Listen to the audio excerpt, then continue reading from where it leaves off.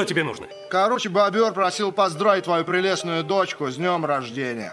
Очень трогательно. А теперь иди и скажи бобру, что он начинает действовать мне на нервы. О, ну чё так напрягся? Бобер не станет тебя долго задерживать. А, доктор Дулиттл, я полагаю. Добро пожаловать в мое логово. А что вам от меня надо? Я теряю свою территорию. Что, на тебя наезжают другие звери?